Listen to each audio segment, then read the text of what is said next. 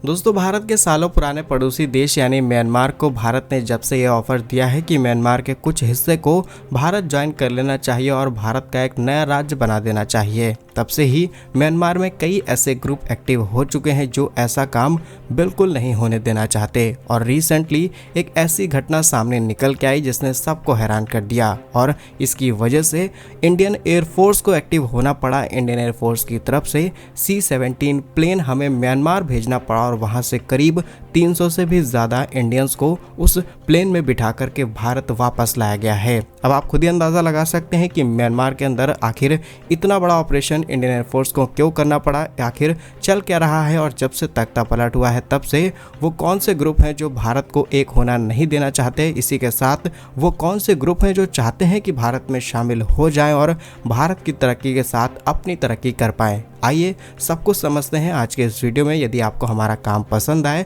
तो वीडियो को like, channel को सब्सक्राइब जरूर कीजिएगा। तो चलिए शुरू से समझते हैं। असल में म्यांमार अभी फिलहाल के लिए भारत का पड़ोसी देश है, लेकिन एक समय ऐसा भी था कि म्यांमार भी भारत का ही हिस्सा हुआ करता था, लेकिन कई अलग अलग हुकूमत के चलते भारत को म्यांमार से अलग होना पड़ा और आज भी भारत और म्यांमार के बीच करीब 1643 किलोमीटर का लंबा बॉर्डर शेयर किया जाता है। इसमें ज्यादातर हिस्सा अरुणाचल प्रदेश, नागालैंड, मणिपुर और मिजोरम के साथ शेयर होता है। लेकिन यही शायद भारत की सबसे बड़ी कमजोरी बन गई, क्योंकि म्यांमार के अंदर साल 2021 में जब तख्ता पलट हुआ तब से वहां पर रहने वाली कई ऐसी जनजाति, जिसमें एक जनजाति है चिन कुकी, जो कि म्यांमार में रहती है और इसे इस तख्ता पलट की वजह से इतनी ज़्यादा दिक्कत का सामना करना पड़ा और कई ऐसे ग्रुप एक्टिव हो गए। उसमें पाकिस्तान, आईसिस और चाइना के भी लोग इन्वॉल्व थे, जिसकी वजह से इस जनजाति के 40,000 से भी ज़्यादा लोग मिजोरम के अंदर शरणार्थी बन कर के आए और ये आंकड़ा रुकने का नाम नहीं ले रहा। आज भी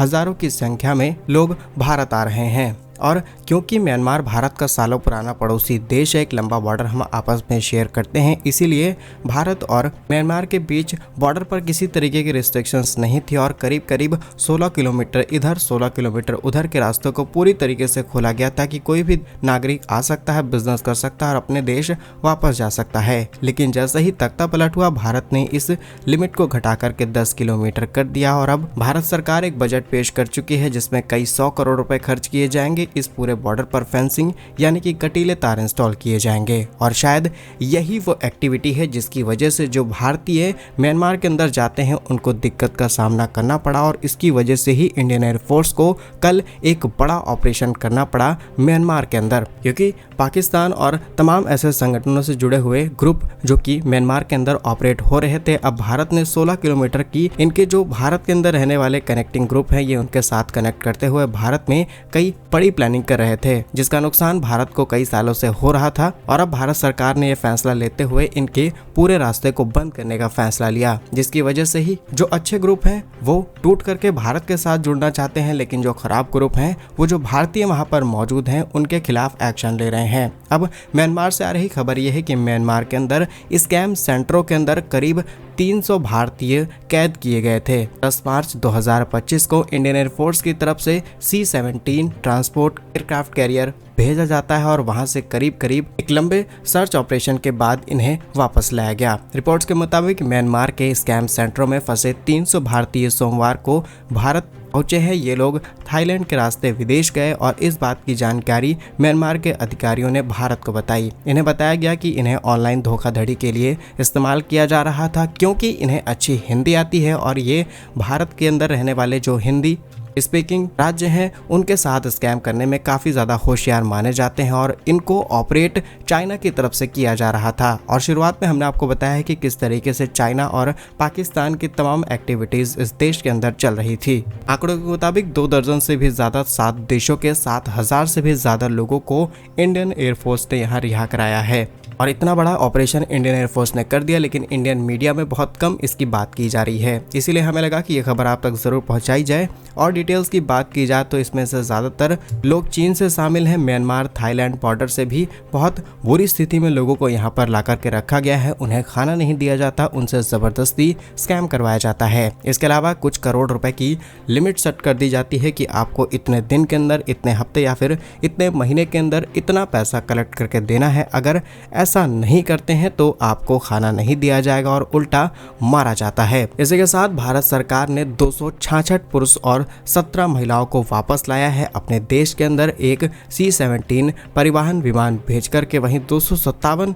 लोगों का दूसरा जत्थे मंगलवार को रवाना होगा, यानी कि अभी भी 257 लोग वहां पर फंसे हुए हैं और ऑपरेशन के जरिए फिलहाल उन्हें रिलीज कराया जा चुका है, लेकिन उन्हें भी भारत वापस लाया जाएगा। और आंकड़ों की बात की जाए तो पिछले महीने की आखिर में 3 देशों की ओर से कार्यवाही शुरू की गई, जिसके बाद चीन ने म्यांमार में धोखाधड़ी केंद्रों से मुक्त कराए करीब 2000 से भी ज्यादा नागरिक। अब आप सोच सकते हैं कि चाइना से भी लोग भर भर के यहाँ पर लाए जाते हैं और कई एक्टिविटीज में चाइना खुद इन्वॉल्व है। अब चाइना के अंदर किस तरीके का राजपाट है ये आप जानते हैं। इसकी वजह से ये क्लियर नहीं हो पाता कि सरकार एग्जैक्टली किसकी तरफ है। सरकार बिजनेसमैन का साथ दे रही है, ये साइंटिस्ट का साथ दे रही है, या फिर सरकार अपने ही लोगों को फंसा करके फिर वाहवाही लूटने का काम करती है। फिलहाल चाइना के फंसे 2000 से भी ज्यादा नागरिकों को थाईलैंड ले जाया गया, फिर वहां से उन्हें चाइना भेजा गया। हाल ही में म्यांमार के जो बॉर्डर एरियाज हैं जो चाइना के साथ शेयर होते हैं, भारत के साथ शेयर होते हैं, इनमें कुछ ऐसे सेंटर्स बनाए गए जो दिखने में तो सिर्फ और सिर्फ एक इंस्टीट्यूट या फिर कोई कंप्यूटर सिखाने वाली कोचिंग लग रहे थे, लेकिन इसके अंदर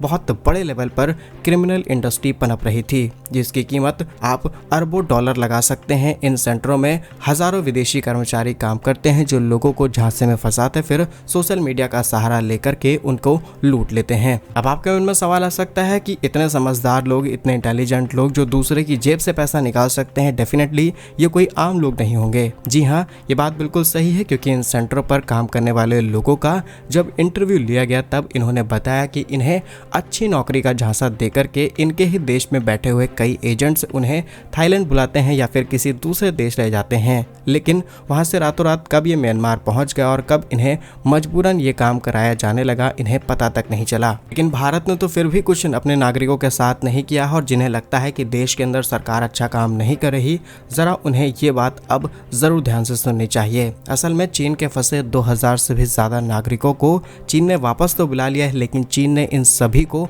अपराधी माना है, क्योंकि इन सब ने चाइनीज लैंग्वेज का इस्तेमाल करते हुए और चाइना में बैठे हुए पैसे वाले लोगों का पैसा हड़पा है, तो डेफिनेटली इन सबको हथकड़ी डाल करके चीन के अंदर रखा गया है। फिलहाल भारत सरकार अब अपने नागरिकों पर क्या एक्शन लेगी इसके बारे में कुछ भी क्लियर नहीं किया जा सकता, लेकिन स्पेशली भारत की बात की जाए तो वाकई इंडियन एयरफोर्स ने एक बड़ा ऑपरेशन करके इन नागरिकों को अपने देश वापस बुलाया है। आप कहेंगे कि चीन ने भी ऐसा ऑपरेशन किया है, लेकिन चीन ने थाईलैंड के रास्ते उन नागरिकों को अपने देश बुलाया हथकड़ी लगा करके, लेकिन भारत ने ऐसा कुछ नहीं किया, बल्कि डायरेक्ट प्लेन उनकी जमीन पर लैंड होता है, भारतीयों को वहां से छुड़ाया जाता है, सबकी डिटेल्स कलेक्ट की जाती है और उन्हें फिर वापस लाया जा चुका है। अब इन्हें वापस लाने के बाद सरकार इन पर क्या एक्शन लेगी या फिर इन्हें छोड़ दिया जाएगा, ये सरकार पर डिपेंड करता है, क्योंकि गलत काम तो इन्होंने भी किया है, लेकिन वो भारत जिन्होंने म्यांमार की इतनी ज्यादा मदद की है, लाखों करोड़ों डॉलर की फंडिंग दी है ताकि इस देश को ऊपर उठाया जा सके, और इसी देश के लोगों ने हमारे ही नागरिकों के साथ कैसा व्यवहार किया आप समझ रहे होंगे। बाकी क्या कुछ कहना है आपका इस खबर पर हमें कमेंट्स में जरूर बताइएगा। भारत के ऐसे ही वीडियोस पाने के लिए वीडियो को लाइक, चैनल को सब्सक्राइब जरूर कीजिए। वंदे मातरम, भारत माता की जय।